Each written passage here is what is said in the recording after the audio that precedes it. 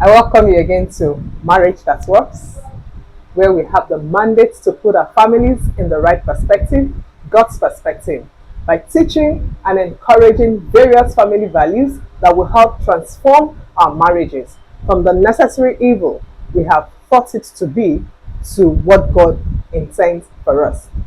My name is Oluwakemi, a certified family therapist and your host on this channel. I'd like you to subscribe to this channel and click on the notification bell so that each time I post a new video, you will be informed. Also, do well to like and share this video if you find the content helpful. In this video, I'm going to be talking about forgiveness as a key element to a healthy marriage. I know that forgiving a loved one who has hurt you so badly is one of the most difficult things on earth to do. I also know that forgiveness is an essential component to any happy marriage. You need forgiveness on a daily basis because it is the lubricant that keeps a romantic relationship moving. Imperfections and irritations are normal occurrences in marriage because we are all sinful by nature. But the best approach to dealing with those imperfections of your spouse is to constantly overlook them. Since no one is perfect, you shouldn't even think that you have the right to withhold forgiveness from your spouse. Rather, you must extend the same grace you receive from God to him or to her. Forgiveness is a must in your marriage if it's ever going to survive.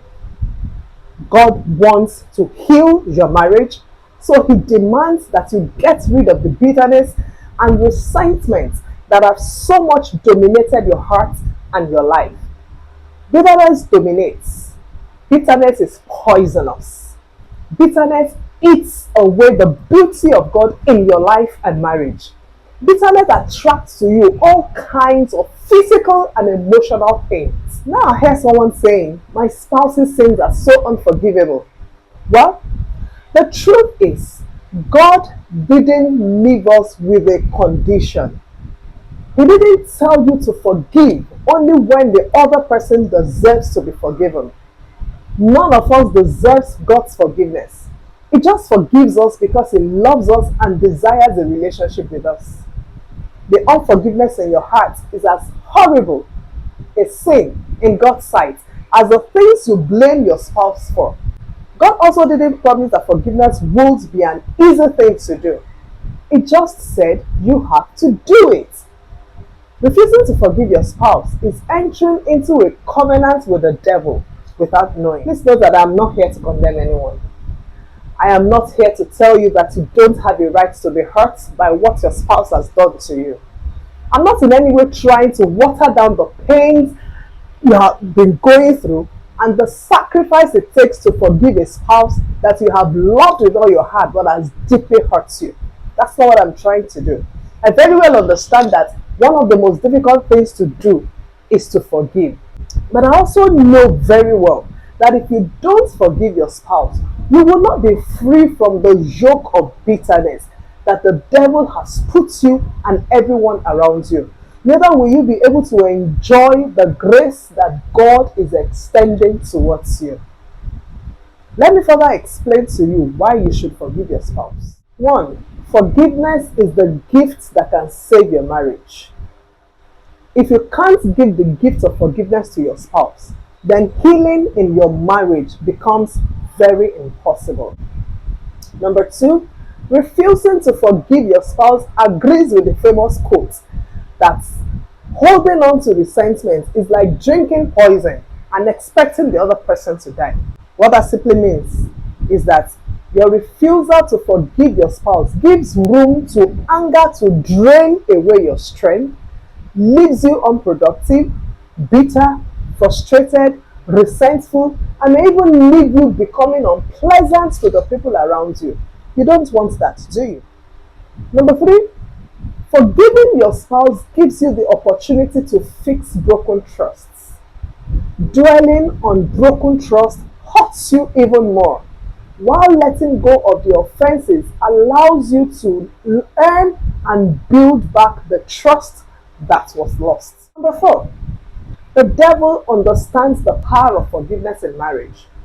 He knows that when there are no barriers between a husband and a wife, he easily gets defeated and is not able to fulfill his threefold mission of stealing, killing, and destroying in such homes. Lastly and most importantly, God forgives us, so we should forgive others.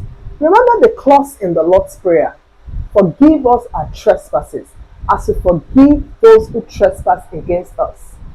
God has forgiven you so much greater offenses than whatever wrong your spouse has committed against you.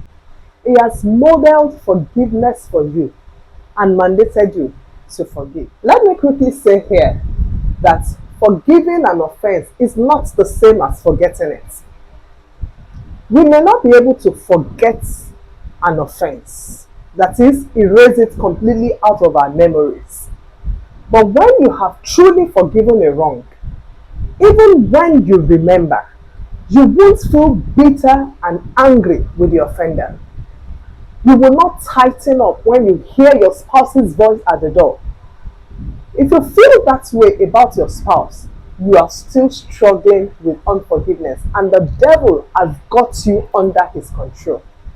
The only way to be free from that bondage is a willingness to forgive your spouse and ask for God's help to do that and to restore peace in your heart and into your home. I urge you to let go of your spouse's wrongs. Forgive him, forgive her, and see the grip that Satan has had on your mind and on your marriage broken.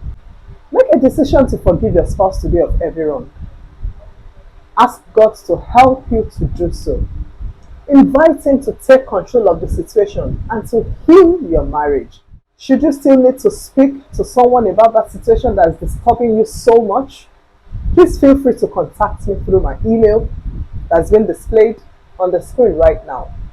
I'll be more than willing to listen, and together and through God's help, we'll find solution to the problems you're facing. Till I come your way again in my next episode with another inspiring topic, peace be upon your home.